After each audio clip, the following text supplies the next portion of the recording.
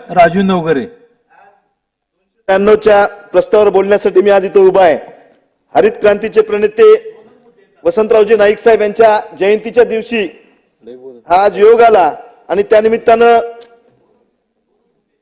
आज आपण बघत असताना की सरकार कोणाचं येऊ पण शेतकऱ्याची जी परिस्थिती आहे ती परिस्थिती बदलत नाहीये। आज आपण बघत असताना की माझा हिंगोली जिल्हा आणि या जिल्ह्यामध्ये पीक विम्याचा एक प्रश्न उभा राहिला होता। आता कृषी मंत्री धनुभाऊ सुद्धा इथं आज आपल्या सभागृहात आहेत।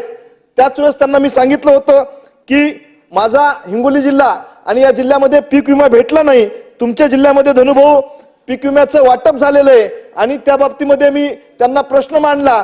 त्याच वेळेस धनुभाऊ मी आपल्या इथं मांडणी केली पण ते न झाल्यामुळं आपण तिथं सर्व आज हायकोर्टामध्ये औरंगाबादला संभाजीनगर येथे दाखल केले प्रकरण आणि ते प्रकरण अजूनही बोर्डावर आलेलं नाही। माझा पीक विम्यातला जिल्हा हा माझा तालुका असन, माझा मतदारसंघ असन, माझा जिल्हा असन, हा पीक विम्यापासून 40% लोक अजूनही वंचित राहिलेले आहेत। त्या बाबतीमध्ये माझा लढा देणं चालू आहे पण सरकार म्हणून आपण सुद्धा त्या बाबतीमध्ये काय धोरण स्वीकारता येईल ते सुद्धा आपण तिथं हे केलं पाहिजे। आज आपण ठिबक अनुदानाच्या बाबतीमध्ये कित्येक लोक अर्ज करतायत पण ते अर्ज करून सुद्धा त्या लोकांना पूर्वसंमती देण्यासाठी कृषी विभागाच्या माध्यमातून तिथं अडचण तयार होत आहे। त्या बाबतीमध्ये सुद्धा तिथं प्रयत्न आपण तिथं केले पाहिजे।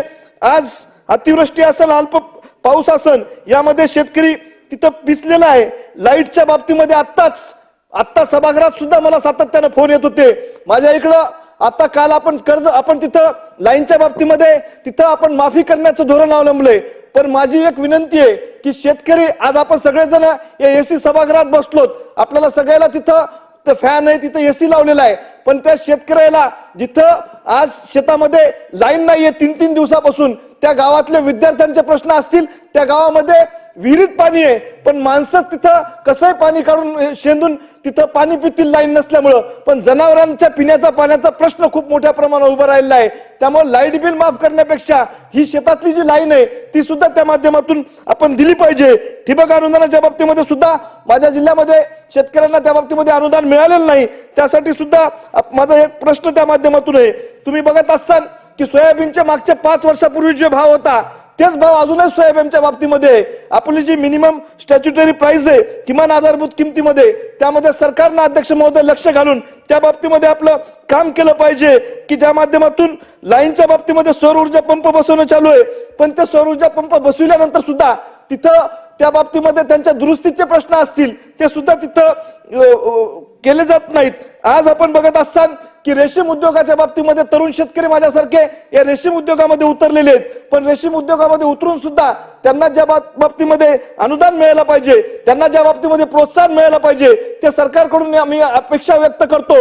धनुभाऊ इथं बसलेले आहेत आणि त्याच बाबतीमध्ये गुंठेवारी ऍक्ट नुसार 31 डिसेंबर 2020च्या अगोदर जे काही अनधिकृत तुकडे पडलेले आहेत त्याची गुंठेवारी नियमावली जर केली तर त्यासाठी अनधिकृत झालेल्या गुंठ्याचे गुंठेवारी नियमित करण्यासाठी शासनाने परवानगी दिली पाहिजे। गोठ्याचे पैसे असतील, विहिरीचे पैसे असतील ते MREGच्या माध्यमातून शेतकऱ्याला उपलब्ध झाले पाहिजे। आज त्याच बाबतीमध्ये आपण बघत असताना की शेतकऱ्याला सरसकट कर्जमाफी देण्याच्या बाबतीमध्ये सुद्धा सरकारने विचार केला पाहिजे। एक कर्तव्यदक्ष कृषी मंत्री म्हणून कालच धनंजय मुंडे साहेबांनी माझ्या इथल्या एका शेतकऱ्यावर एक अतिप्रसंग आला होता की त्या शेतकऱ्याला बैल नसल्यामुळं तिथं त्या बाबतीमध्ये कृषी मंत्र्यांना त्यांना तिथं बैल उपलब्ध करून देण्याचं सुद्धा शिर्डी येथील शेतकऱ्यांना केलंय। त्याच बाबतीमध्ये कृषी मंत्री या सगळ्या प्रश्नाकडे अत्यंत सहानुभूतीपूर्वक बघून जे माझ्या जिल्ह्यातील शेतकऱ्यांना पीक विमा मिळाला नाही, माझ्या त्या शेतकऱ्यांना कर्जमाफीची आवश्यकता आहे आणि सरसकट कर्जमाफी देण्यात यावी ही मी विनंती करतो। थांबतो। जय हिंद, जय महाराष्ट्र।